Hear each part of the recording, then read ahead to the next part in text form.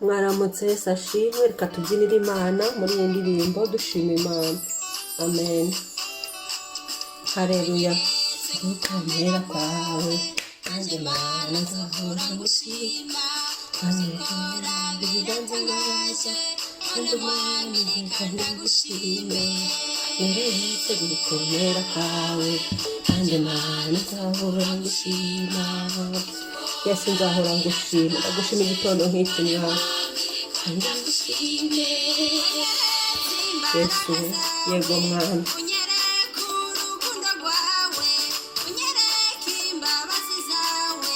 Kandi Mana ndagushime. Wanyeretse gukomera kwawe kandi Mana nzahora ngushima. Birantangaza kandi Mwami reka ngushime.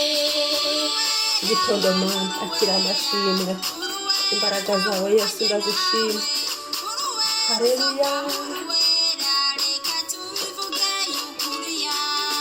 Wanyeretse gukomera kwawe kandi Mana nzahora ngushima. Mana umwaka urashize Yesu wanyeretse gukomera kwawe Mana ushimwe. Umunsi ndawubonye ndagushimira Imana Mana. Haleluya. Yesu we Mana wanyeretse gukomera kwawe nanjye Mana nzahora ngushima. Haleluya. Kantangaza kandi Mana nzahora ngushime. Zina. Haleluya.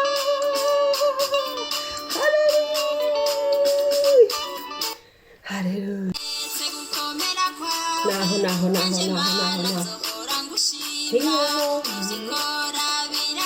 Urantangaza Mana.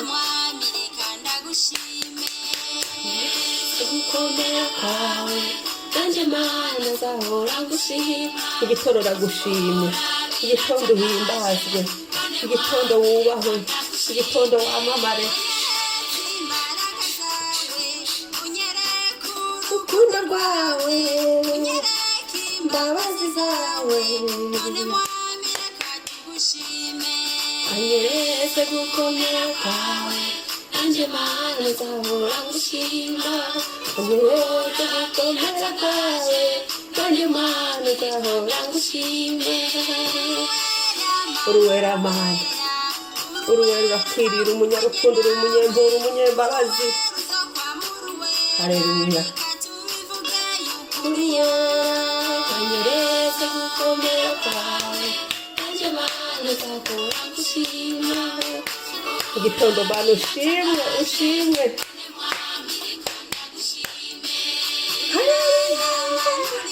Mana uri Imana ikomeye.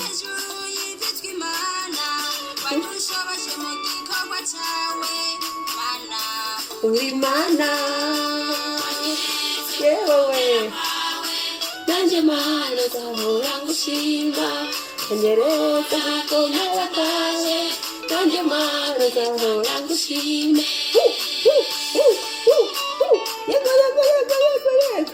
Shima Mana turagushima iki gitondo. Akira gushima kwacu Mana. Izina ryawe rihabwe icyubahiro. Amen.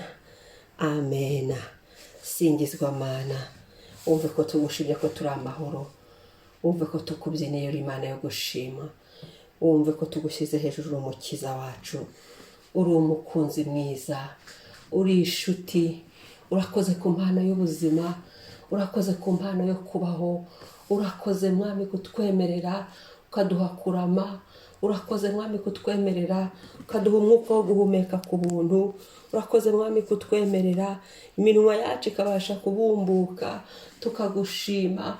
Urakoze Mana kutwemerera kugaruka imbere yawe muri iki gitondo utugushyire hejuru.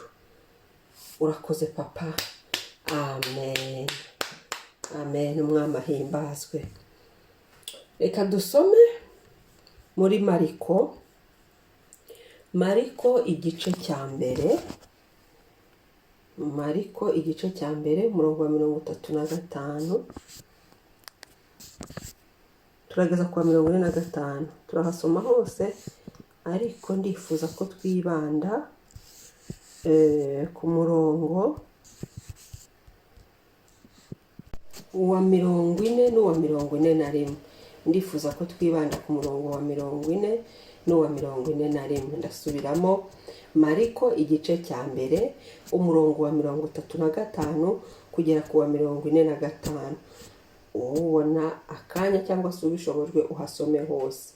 Ngewe ndifuza ko twibanda ku murongo wa 40 n'uwa 41.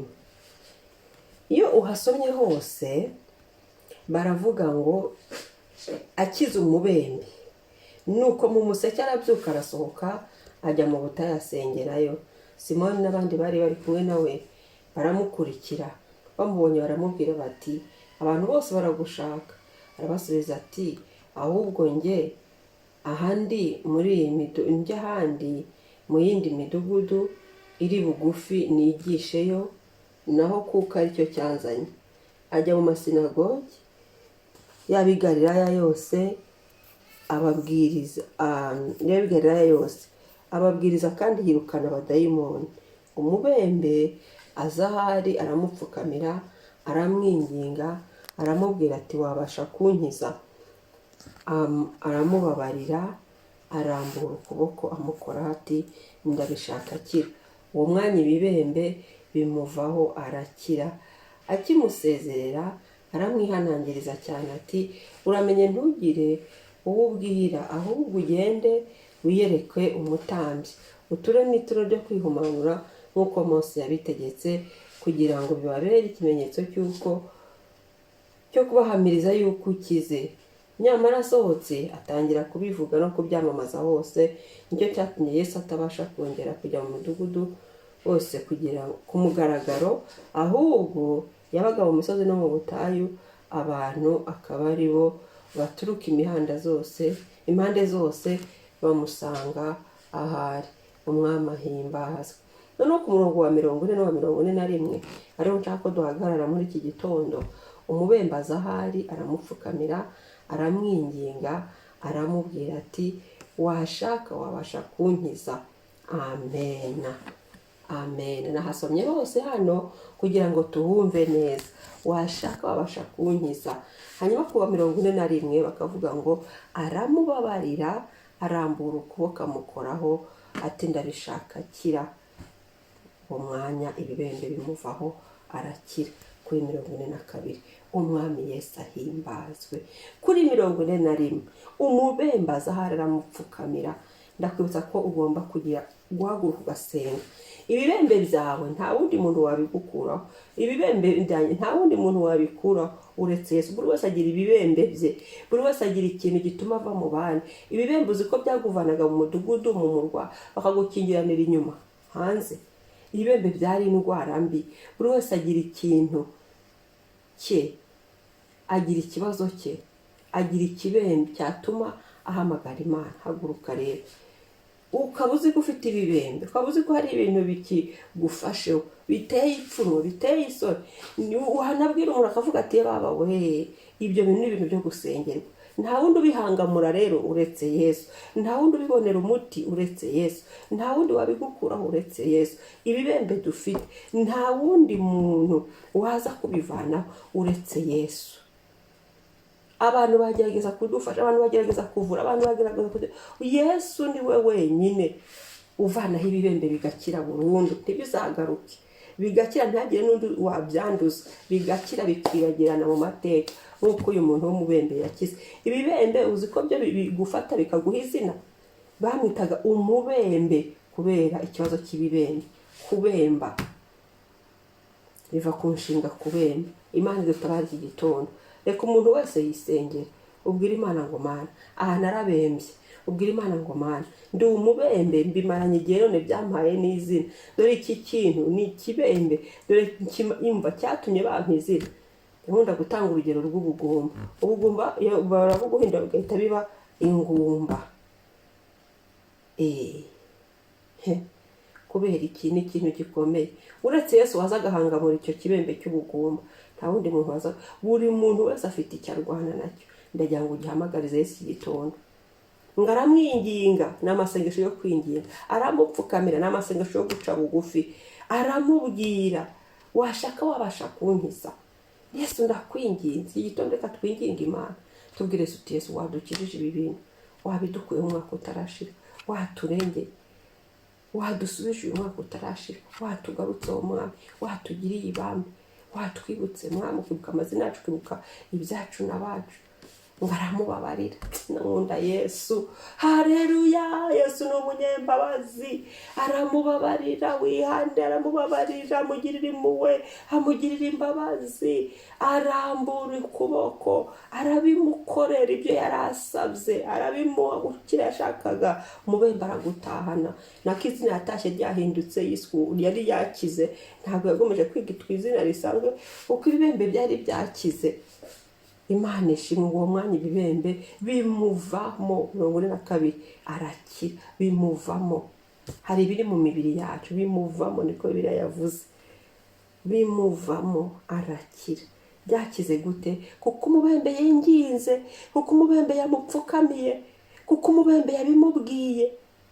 Haleluya. Hari ibintu bidusaba ko dupfukama tukabibwira Yesu, bikabona kuhava. Hari ibintu bisaba ko twiyiriza tukabibwira Yesu, bikahava. Na Yesu yarabivuze ngo aramadayimoni atakurwaho n'andi masengesho uretse ayo kwiyiriza ubusa no gusenga. Turacyari muri bya bihe byo gusenga, kwiyiriza ubusa, senga mpaka ugere ku gitangaza cyawe. Senga, fungura umunwa usenye muri iki gitondo. Ntabwo nkubwiye kwiyiriza da, ariko uku kwezi ntigushire utafasha akanya ngo usenge. Iki gitondo gira icyo ubwiye Yesu, gira abantu zinduye basenge, babwira ati Yesu ari gukuraho ibibembe, haguruka. Uku kwezi ni ukwezi ko gukiza, niko twabwiwe, ni ukwezi ko gukiza. Uhabwiye Yesu akagukiza, akakugirira neza, akakuruhura, karuhura, kari umukiza mwiza, na kimwe adashoboye. Reka dusenge Imana. Twasomye muri Mariko igice cya mbere kuva ku murongo wa 35 kugera ku wa 45, ariko twibanda cyane cyane ku murongo wa 40 n'uwa 41. Umwami Yesu yubaho, Mwami Nyiramahoro, Mwamutabara, ni wowe Yesu, Yesu Kristo. Tugushimiye umunsi mwiza, tugushimiye ubuntu bw'uyu munsi, kwasizemo kuza kudukiza ibibembe. Hari ibibembe byari byaratuvanye mu mudugudu, byari byaradukwe isoni, byari byaradukojeje isoni, byari byaratumye abantu batwinuba, byari byaratumye imiryango itureka, byari byaratumye bene wacu baduta, byari byaratumye naho tuvuka batwibagirwa, byari byaratumye dusigara twenyine. Ariko uyu munsi Mwami, n'igihe uhagurutse gukiza ibibembe, ndagushimiye. Iyi saha yose y'uyu munsi ugenda udukiza buri muntu wese Mwami. Ikibembe yazanye gikire iki gitondo Mwami, wumve gusenga kwacu Mwami, ibibembe bikureho. Turapfukamye Mwami, duciye bugufi, turakunyitse iki gitondo mu buntu watuzaniye, dukiremo n'ibibembe, dukire burundu, bikire ibyari bitumye Mwami imitima yacu yihe, byari bitumye imitima yacu ijya kure. Ibyo bibembe byabaye ibibembe, ndetse biduha n'amazina muri sosiyete, biduha n'amazina aho dusengera, biduha n'amazina mu babo tubana, biduha n'amazina mwabo dukorana, kubera ko babizi, kubera ko babibonye, kubera ko babitubonaho. Ibyo bintu Mwami by'ibibembe bidukureho burundu, tugirire imbabazi Mwami. Rambura ukuboko iki gitondo, rambura ukuboko kuri buri saa y'uyu munsi, rambura ukuboko ku mibiri yacu, rambura ukuboko mu mwuka wacu, rambura ukuboko kwawe Mwami, udukize, utugirire neza kuko ubishaka Yesu Mwami w'abami. Batwe kukwezi nuko gukiza, dukize ibi bintu byabaye nk'ibibembe, dukize ibi bintu by'ipozisiyone nk'ibibembe, dukureho ibi bibembe Mwami, dukureho aya mateka y'ibibembe, dukureho Mwami ibi bintu mu izina rya Yesu byaduteje uruga nk'urw'abanyabibembe, byadukuye mu mudugudu, bidukuzaho abantu, bidukuzaho inshuti Mwami, bidukureho. Turagushimiye. Twakire gukira ibi bibembe, twakire gukira ibi bintu, twakire gukira izi situwasiyo, twakiriye gukira mu mibiri yacu, mu mitima yacu, mu bugingo bwacu, mu izina rya Yesu kuri uyu munsi, mu mateka yacu Mwami. Urakoze Mwami, habwa icyubahiro none n'iteka ryose. Amen. Imana ishimwe. Haleluya, haleluya. Murakoze, umunsi mwiza. Mwari kumwe na mama Ebenezer kuri mikoro. Shalom, shalom. Ntiwibagirwe gukora subscribe na share. Shalom.